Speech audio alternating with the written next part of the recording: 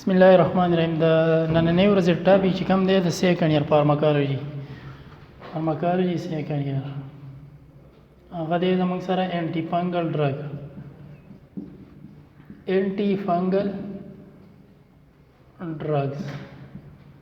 انټي فنګل ډرګز کوم ډرګز دي؟ these are the drugs which are used against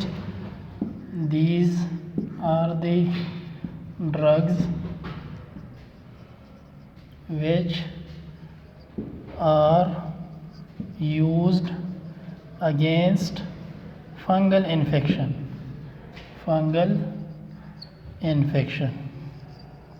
شو دا د انټي definition شو. انټي فنګل هغه ډرګ دی چې موږ د څه خلاف یوز کوو؟ د فنګل انفیکشن. اوس زموږ سره فنګل کم انفیکشن دی؟ فنګل انفیکشن زموږ سره د ایتھلیټ فیټ رنګ ورم ډیزیز کینډیډیاسیس په دې کې بیا دوه ټایپ دي، یو اورل دی او بل سری د مسره ویجاینل دی. دا سری د مسره دا فنګل ډیزیز. دا ما تاسو ته یو څو اگزامپل واخیستل. انټي فنګل هغه ډرګز دي چې موږ یوز کوو. these are the drugs which are used against fungal infection. د فنګل انفیکشن خلاف چې دا څه کیږي؟ یوز کیږي. فنګل انفیکشن زموږ سره څه دي؟ ایتھلیټ فیټ رنګ ورم ډیزیز کینډیډیاسیس زموږ سره دوه ټایپ دي، یو اورل دی او بل سری زموږ سره بل ویجاینل دی. نو راځو د کلاسیفیکیشن ته، د انټي فنګل ډرګ کلاسیفیکیشن ته. موسٹ کامنلی زموږ سره په مارکیټ کې کم ډرګ یوز کیږي موږ هغه ډسکس کوو. classification of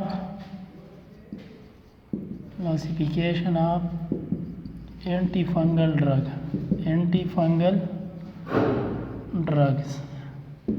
پدې کې اولنې د زموږ سره امپوټریسین بی بل له زموږ سره کیټوکونازول، بل له وریکونازول بل له سرټراکونازول، بل له زموږ سره ایټراکونازول، بل له میکونازول،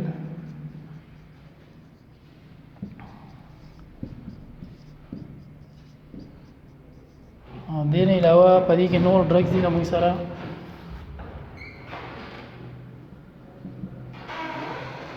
نیسټاټین دی او ټربینافین دی. دا زموږ سره کلاسیفیکیشن کې زموږ سره راځي امپوټریسین بی، کیټوکونازول، وریکونازول، سرټراکونازول، ایټراکونازول، میناکونازول، نیسټاټین اینڈ ټربینافین. ټیک شو. دا زموږ سره په دې انټي فنګل ډرګز کې دا زموږ سره موسٹ کامنلی اویلیبل ډرګز دي. راځو اوس د دې میکانیزم اف ایکشن ته چې دا په کم میکانیزم باندې کار کوي. نو زموږ سره چې کم پنجایي ده د هغې په سیل کې چې دی سیلوال کې پای کې سری زموږ سره ایرګوسټیرول دی. سری به کې ایرګوسټیرول. او چې کوم زموږ سره میمیلین سیل دی، میمیلین هیومن سیل دی، پای کې زموږ سره څه دی؟ کولیسټرول. دا زموږ سره پنجایي ده. ټیک شو. نو د پنجایي په دې سیل کې سری زموږ سره ایرګوسټیرول دی. دا پنجایي ده. نو انټي فنګل ډرګز چې دی که نه زموږ سره څه کوي؟ اټ انهبټ ایرګوسټیرول. دوی څه کوي زموږ سره؟ ایرګوسټیرول انهبټ کوي. انهبټ ایرګوسټیرول.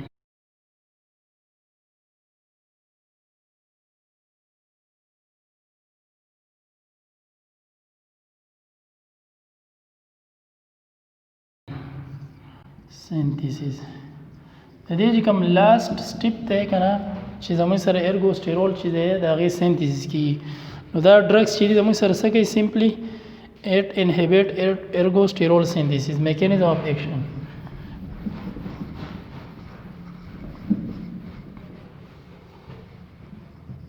میکانیزم اف ایکشن of antifungal drugs موږ به وایو چې څه anti fungal drugs inhibit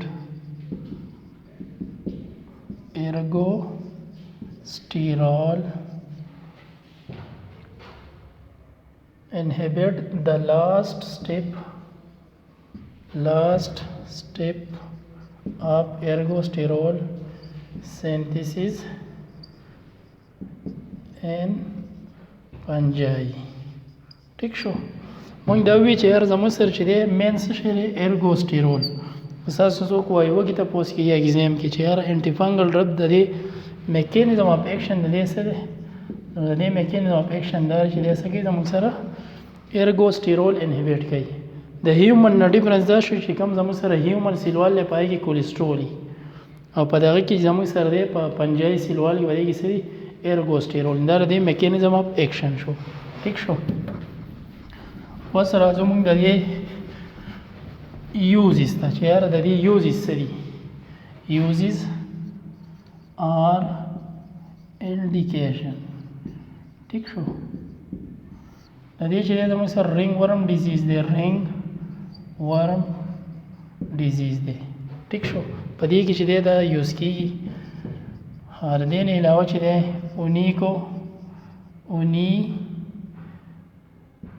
اونیکومایکوسیس دا چې دی کنه د نیل انفیکشن دی ٹھیک شو نیل انفیکشن ٹھیک شو دا پنجای کوي دا نو کونه چې دا زموږ سره صحیح دا شنه نه د موږ سوې اونیکومایکوسیس وته وایو بل دی زموږ سره ټینیا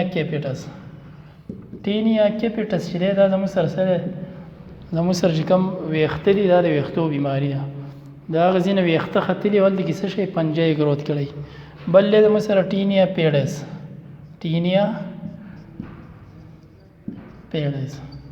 ٹھیک شو دا چې دا د ګوتو بیماری ده نو هغې د موږ سوی ټیم بل چې د موږ سره په دې کې کیریان ورته وایي کیریان ٹھیک شو د دې نه علاوه